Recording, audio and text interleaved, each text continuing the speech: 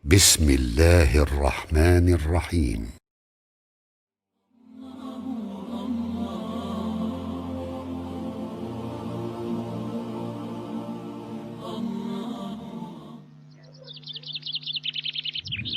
Baik, bismillahirrahmanirrahim. Assalamualaikum warahmatullahi wabarakatuh. Waalaikumsalam warahmatullahi wabarakatuh. warahmatullahi wabarakatuh. Alhamdulillah, salatu wassalamu ala rasulillah wa ala alihi wa ashabihi wa man tabi'ahum bi ihsan ila yaumil qiyamah. Amma ba'd. Baik, kita lanjutkan di sesi kedua ini. Kita membahas, silakan Ustaz Hernawan, fadhal. Kumlan. حكم لام ال ولام الفعل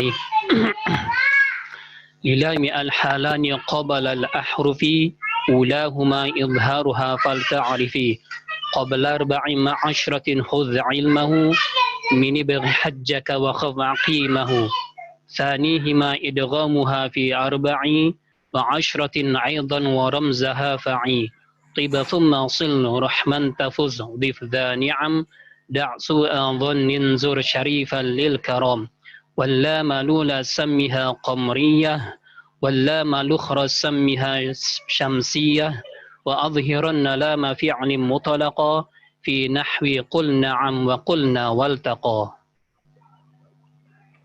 نعم. Baik. Ana mute dulu ya.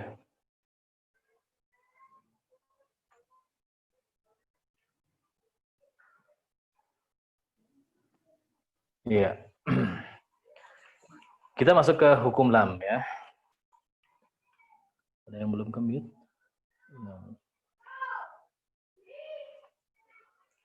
Ya. Hukum lam di sini penulis hanya menyebutkan dua saja ya.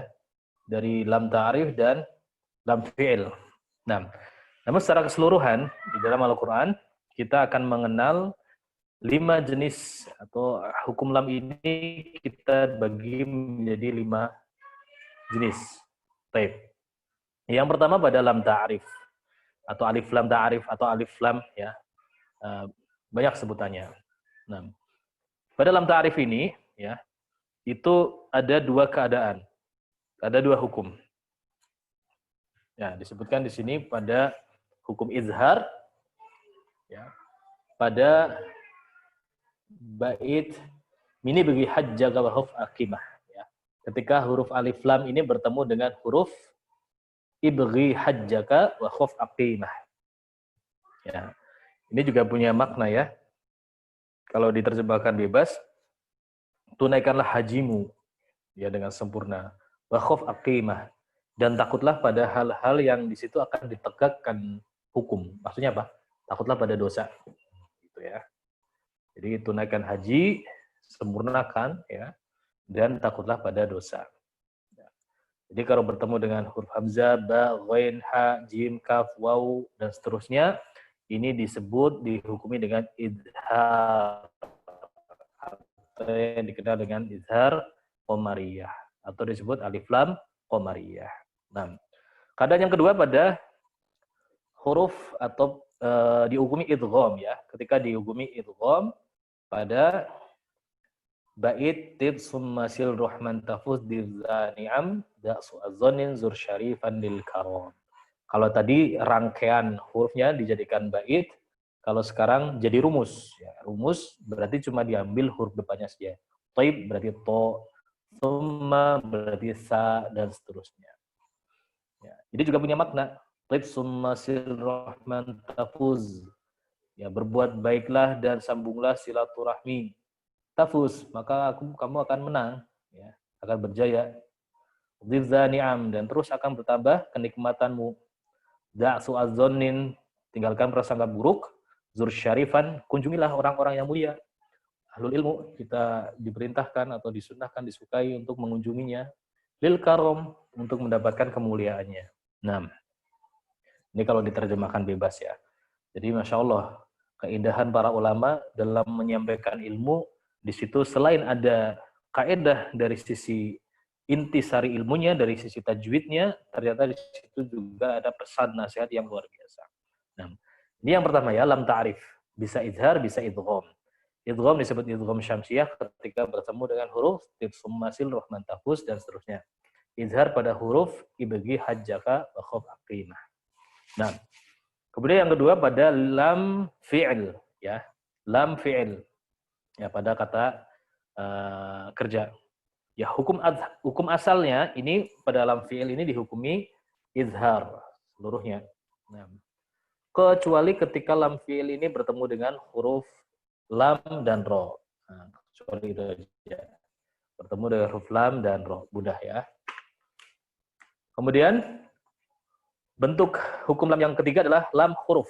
Ya, lam huruf.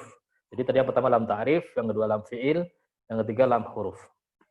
Ya, di dalam Al-Quran hanya ada dua lam huruf ini, yaitu pada kata hal dan bal saja. Hal, bal. Nah, pada kata hal, hukum asalnya dihukumi izhar. Ya. Dan dia bisa jadi idgham ketika bertemu dengan huruf lam.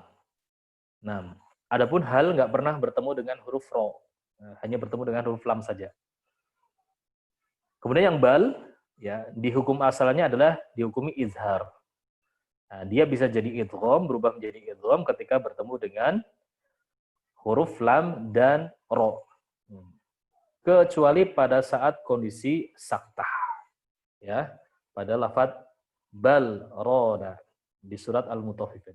Kalla bal rona. Di situ saktah. Ya. Saktah dengan jelas bal rona. Namun di sini hanya kita garis bawahi kekhususan bacanya Hafs an Asim jalur syatibiyah. Nah, ini ya, Hafs an Asim jalur syatibiyah. Karena nanti ada riwayat yang lain atau jalur yang lain yang tidak membaca dengan saktah. Ya. Barrona atau barrena, bisa dibaca barrona, bisa dibaca barrena. Nah, langsung diidghamkan. Nah. Baik. Kemudian yang keempat yaitu pada lam isim. Lam isim itu seluruhnya izhar, udah mudah ya. Kalau pada kata benda seluruhnya izhar, mudah. Dan yang kelima pada lam amr. Lam amr ya ada syaratnya ya. Ini terjadi pada fi'il mudhari saja, kataba yaktubu ya. Kemudian sebelumnya diawali dengan salah satu dari tiga huruf ini, summa atau waw atau fa. Contohnya fal yatalattaf ya, fa. Wal yatalattaf afan atau fal yaktub ya, fal yaktub. Nah, itu. Jadi diawali huruf summa, waw atau fa dan seluruhnya dibaca dihukumi dengan izhar. Nah. Baik. Jadi ada lima hukum atau 5 jenis lam ta'rif, lam fi'il, lam huruf, lam isim dan lam amr dengan hukumnya perincian hukum masing-masing. Tambahannya pada lam ta'rif ya, yang juga tidak disebutkan pada manzumah ini. Pada lam ta'rif ini ada yang lamnya, alif lamnya bisa dipisah, ada yang tidak bisa dipisah. Yang memungkinkan bisa dipisah itu dihukumi idgham, ya. Seperti pada kata allazi, alladzina, alladzaini, allati. Ya. Alnya nggak bisa dipisah, ya. Tidak memungkinkan dipisah, ini dihukumi idgham. Ini lam ta'rif masuknya, ya. Kemudian ada yang bisa dipisah, ya. Ada yang bisa dipisah. Itu contohnya al-ana wal yasa'a. Ini dihukumi dengan izhar.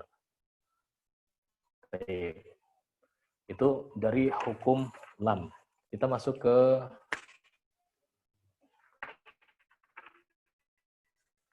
bab berikutnya tentang mislain, mutaqariban dan mutajanis. Masih ada waktu insyaallah. Ana nyalakan dulu. Silakan Ustaz, dinyalakan mic-nya.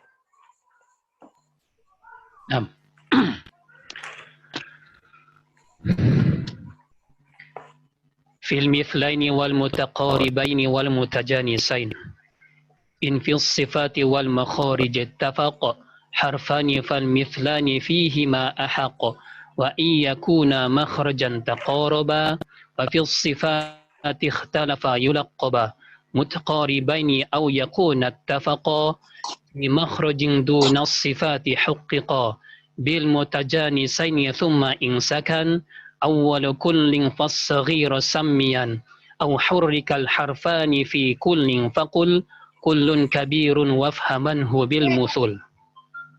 نعم يا شيخ. Baik. Ya, kita membahas tentang mislan, mutaqariban, dan mutajanisan. Ya, tadi di sesi pertama sudah kita jelaskan, idgham itu kalau dilihat dari sisi makhraj dan sifatnya, bisa terjadi idgham mislain, bisa terjadi idgham mutaqaribain, bisa terjadi idgham mutajanisain. Namun di sini kita tidak langsung membahas hukumnya. Kalau idgham itu kan hukumnya, ya. Kita membahas kedudukannya dulu. Dia sebagai mislan, dikatakan mislan, itu berarti apa namanya? Dikatakan mislan berarti makhraj dan sifatnya, makhrajnya sama, sifatnya sama. Nah, di mislan ini, keadaan mislan ini ada 3 keadaan dari sisi harokatnya. Yaitu ketika harokat yang pertama sukun, harokat yang kedua berharokat, maka disebut mislan shaghir. Nah, begitu juga pada huruf yang pertama berharokat, huruf yang kedua berharokat, berarti disebut mislan kabir. Kalau huruf yang pertama berharokat, huruf yang kedua sukun, disebut mislan mutlak. Nah, ini akan kita bahas. Nanti akan punya hukumnya masing-masing. Jadi kalau kita ngomong mislain, mutaqariban, mutajanisan, itu belum tentu idgham. Belum tentu langsung, jangan kita vonis dia idgham mislain, belum. Ya, belum tentu. Karena mislain ini adalah berhubungan dengan makhraj dan sifat. Nah, kita bahas yang pertama dulu pada kondisi mutamasilan atau mislan, ya, yang shaghir. Yaitu pada huruf yang memiliki makhrajnya sama, sifatnya sama, huruf pertamanya sukun, huruf kedua berharokat. Ya. Hukum asalnya ini idgham. Ya. Hukum asalnya pada keadaan seperti ini adalah idgham. Ya, hukum asalnya. Kecuali, ya, ada pengecualiannya. Yang pertama pada kondisi huruf mad. Huruf mad, contohnya fi yaum. Fi yaum. Fi fa ya, ya-nya sukun. Ya. Yaum, ya kedua berharokat. Ya. Ini shaghir. Ya dan ya ini dikatakan mislan apa enggak? Ya. Dia semisal hurufnya sama, iya sama iya. Ya. Tapi lihat, dikatakan dia mislan, ya itu kalau makhrajnya sama, sifatnya sama. Nah, pada fi ini, ya di sini dia makhrajnya bukan dari pangkal lisan, tapi dia makhrajnya dari al-jauf, karena dia fi-nya, iya-nya ya madiyah. Maka ya yang pertama ini makhrajnya berbeda dengan ya yang kedua. Maka ini tidak bisa dikatakan sebagai mislan. Ya. Maka di situ dihukumi tidak dihukumi idgham. Fi yaum tidak dihukumi idgham. Nah, ya. Kemudian pengecualian yang kedua yaitu terjadi pada ha saktah. Ya, pada ha saktah. Pada surat Al-Haqqah 28 ke 29 ketika disambung maliyah halaka. Ya, ha yang pertama sukun. Ha yang kedua berharokat, ya. Kalau misalkan di wasol, dibaca dengan wasol, ini kaedahnya ada 2 cara. Hafaz Nasim punya 2 wajah. Yang pertama dengan cara idroj, yaitu menyambung, ya, menyambung, yaitu dengan diidghamkan. Maliyah halaka. Maliyah halaka. Nah, itu kalau disambung. Cara yang kedua, tidak harus dengan cara yang pertama tadi ya, karena punya 2 wajah itu berarti punya 2 cara. Cara yang kedua adalah dengan saktah. Dan saktahnya ini bukan wajib ya. Ya boleh, jaiz. Jaiz saktah, boleh disaktahkan, boleh dengan idroj. Ya, jadi kalau baca dengan saktah, maliyah halaka.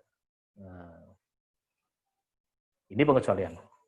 Ya, pada mislan yang shaghir. Kemudian pada mislan yang kabir, ya, pada yang kabir ini semuanya idhar. Udah. Jadi kalau yang kedua hurufnya berharokat, ya, sama dan berharokat ada sinin, da, ya sudah idhar semuanya. Ya. Wujuhuhum, ya, wujuhihim, afan, itu ha dengan ha berharokat idhar. Nah, mislan kabir semuanya idhar, hukum asalnya idhar. Kecuali tadi sudah disebutkan, ada di 5 tempat. Ya, la ta'manna, ya, la ta'manna, kemudian apa? Makanni di surat Al-Kahf, ta'murunni, atuhajunni ni'imma. Nah, kecuali di 5 kata itu. Ya. Itu dihukumi idgham, ya, idgham. Dihukumi dengan idgham. Tadi sudah kita bahas di sesi pertama.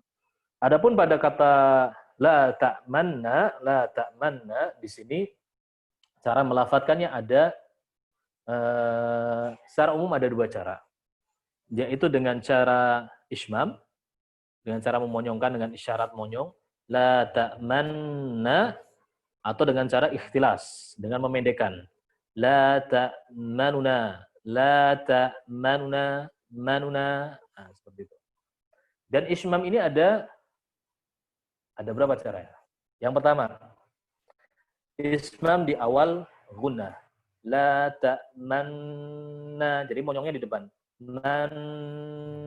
Nah, yang kedua, ismam di akhir gunnah. La ta'manna. Ismam di akhir gunnah. Kemudian yang ketiga, ini yang diamalkan oleh Syekh Aiman Rusdi, itu ismam di sepanjang gunnah. La ta'manna, sepanjang gunnah. Kemudian yang keempat, ini yang di pendapatnya Syekh Abdul Fattah Al-Qadi, ya, itu ismamnya di tengah gunnah. La ta'manna, la ta'manna. Nah, itu, ya. Jadi ismam ada 4 cara. Kemudian ikhtilas ada 1 cara. Jadi totalnya ada 5 cara mengamalkan membaca ayat ini. Baik. Kemudian pada mislan sudah selesai.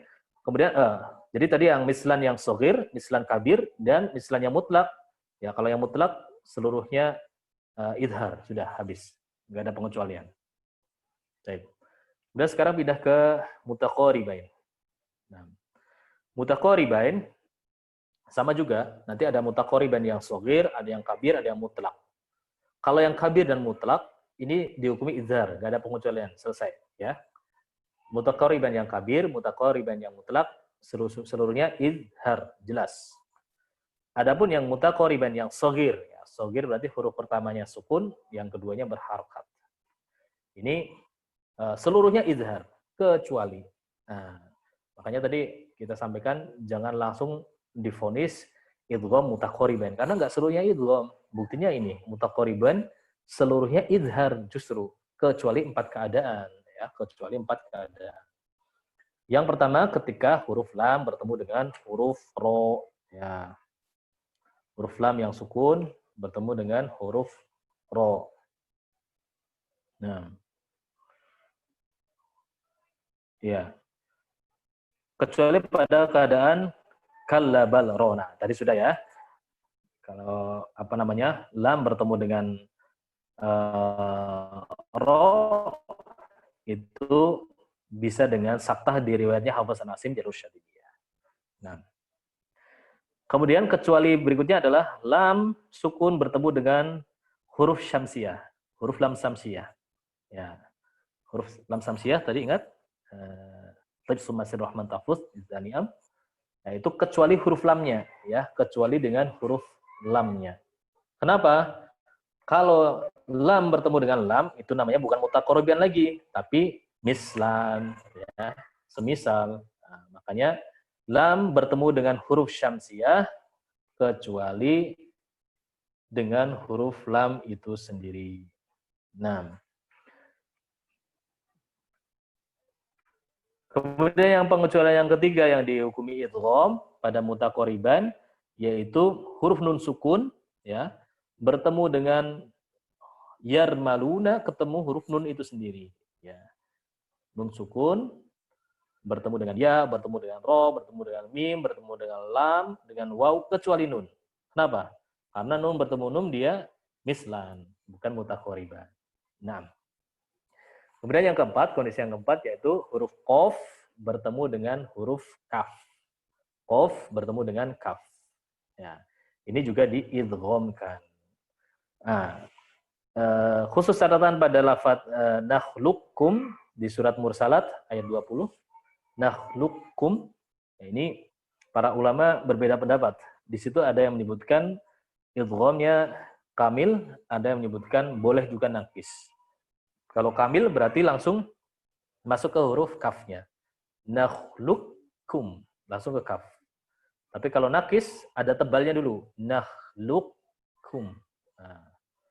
Cuma setelah diteliti seperti yang meneliti Syekh Ali Abdoba dan Syekh Aman Suwaid ya, ternyata di seluruh jalurnya Hafazan Asim, dari 57 jalurnya Hafazan Asim ini, seluruhnya membaca dengan cara kamil.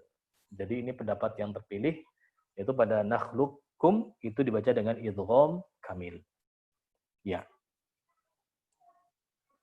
Nah. Itu pada mutaqariban. Kemudian pada mutajanisan sekarang ya. Nah. Pada mutajanisan ya, ya.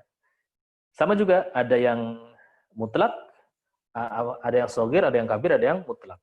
Nah. Yang kabir dan mutlak sudah idhar begitu saja habis. Kemudian yang shagir. Mutajanisan satu jenis makhrajnya dan huruf pertamanya sukun, huruf keduanya berharokat. Nah, ya, seluruhnya idhar kecuali di 8 keadaan. Kecuali di 8 keadaan. Nah, perhatikan. Kalau menghafalkan huruf ini bertemu dengan huruf itu agak sulit. Kalau kami sarankan hafalkan beberapa potongan ayat yang mudah dihafalkan. Contoh, ya. Contoh mutajanisan yang shagir. Pertama, pada surat Al-Kafirun. Abadtum. Akan mudah ya. Abadtum. Berarti huruf dal bertemu dengan ta. Nah, itu idgham. Yang kedua, surat An-Nisa. Izzolamu. Izzolamu. Zal bertemu dengan zo. Ini idgham. Ya. Za dengan zo. Abadtum izzolamu. Apalagi gitu aja. Kemudian, pada kata fa'amanat ta'ifah as-saff ya. Fa'amanat ta'ifah. Ta bertemu dengan to. Abadtum idzolamu fa'amanat ta'ifah. Temu 3. Tadi kan ada 8 ya. Kemudian yang keempat. Pada kata ujibat da'watukuma. Ujibat da'watukuma. Ta bertemu dengan dal. Ta bertemu dengan dal. Kemudian yang keenam. Yalhazzalik. Yalhazzalik. Sa bertemu dengan za. Nah, kita ulangi. Abadtum idzolamu fa'amanat ta'ifah ujibat da'watukuma yalhazzalik. 5. Kemudian berikutnya irkam ma'ana. Irkam ma'ana. Nah, ba bertemu dengan mim. Irkam ma'ana. Ba bertemu dengan mim. Kemudian yang ketujuh basalta. Surat Al-Maidah. Kalau tadi irkam ma'ana di surat Hud ya. Irkam ma'ana surat Hud. Kemudian basalta. Surat Al-Maidah. Nah, jadi abadtum idzolamu fa'amanat ta'ifah ujibat da'watukuma yalhazzalik irkam ma'ana basatta. Ada 7. 7 ini dihukumi idgham. Tadi ada 8 ya. Kalau yang ini kita bahas 7 dulu. 7 ini seluruhnya dihukumi idgham. 6 diantaranya itu idgham kamil. Ya. Abadtum idzolamu fa'amanat ta'ifah yalhazzalik ujibat da'watukuma irkam ma'ana itu semuanya idgham kamil. Tapi kecuali dasalta ini idgham naqis. Dasalta ini idgham naqis. Nah, kemudian pada kata yalhaz zalik, sa bertemu za hanya satu tempat. Dalam Al-Quran hanya ada satu tempat sa bertemu dengan zal. Ya. Dan juga irkam ma'ana juga ada satu tempat ba bertemu dengan mim, hanya ada di satu tempat. Yang lain ada di beberapa tempat. Nah, ini dihukumi idgham. Kemudian yang ke-8, tarmihim bihijarah. Tarmihim bihijarah. Mim bertemu dengan ba. Nah, ini dihukumi ikhfa. Nah, jadi mutajanisan yang shagir seluruhnya izhar kecuali 8 keadaan. Nah, dengan kombinasi huruf tadi, kalau kita menghafalkannya dengan penggalan ayat biar mudah. Abatum berarti dal bertemu dengan ta. Izzolamu berarti za bertemu dengan zo. Fa'amana ta'ifah, ta bertemu dengan to. Yalhazzalik, sa bertemu dengan zal. Ujibat da'watukuma, ta bertemu dengan dal. Irkam ma'ana, ba bertemu dengan mim. Dasalta berarti to bertemu dengan ta. Tarmihim bihijarah, mim bertemu dengan ba. 8. Selesai. Ya. Itu untuk mutajanisan. Nah, kemudian tambahannya pada mutabaidan ya. Pada mutabaidan pada makhraj yang berjauhan, makhraj yang berjauhan seluruhnya dihukumi idhar. Jadi kalau dilihat dari sisi makhraj dan sifatnya ada mislan, mutaqariban, mutajanisan, mutabaidan. Mutabaidan ini makhrajnya berjauhan, maka seluruhnya dihukumi izhar. Alhamdulillah selesai. Insyaallah kita lanjutkan untuk sesi berikutnya di pembahasan mad ba'da asar insyaallah taala. Dan nanti jika ada soal nanti akan kita umumkan bagaimana cara bertanyanya ya, supaya bertanyanya jangan japri. Kalau japri nanti yang dapat faedah cuma satu orang. Ya, nanti bagaimana caranya supaya bertanya dan lain dapat faedah. Ya, kami di online Imam Syu'bah sedang membuat atau merancang. Jadi inti daurah ini yang pertama ya, menjelaskan secara umum ya, intisari dari tufah itu seperti apa. Nah, intisarinya. Nanti kalau dirasa terlalu cepat nanti bisa murojaah lewat rekaman. Intisarinya cuma itu. Ya, satu hari selesai. Jadi terkadang saja banyak para pengajar yang seolah-olah menganggap kitab ini terlalu berat. Enggak berat. Ini mudah. Ya. Hanya saja nanti kita bagaimana menyampaikannya. Kemudian yang kedua, intisari acara ini adalah jembatan. Nanti selanjutnya akan kita buka program semacam rubrik tanya jawab ya, tapi masalah tajwid dan ilmu riwayah, ilmu sanad ya. Tentunya nanti akan kita pilih beberapa pertanyaan pertama yang harus kita jawab dulu, kemudian kita akan publikasikan ke grup dari Imam Syu'bah ini supaya faedahnya bisa menyebar. Begitu. Tapi sudah waktu zuhur, sudah terdengar, kita cukupkan sesi kedua. Insyaallah kita lanjut sesi ketiga ba'da salat asar. Naktafi bihadza subhanakallahumma bihamdik asyhadu an la ilaha illa anta astaghfiruka wa atubu ilaik. Assalamualaikum warahmatullahi wabarakatuh. Warahmatullahi wabarakatuh. Nafa'anallahu bi ulumikum.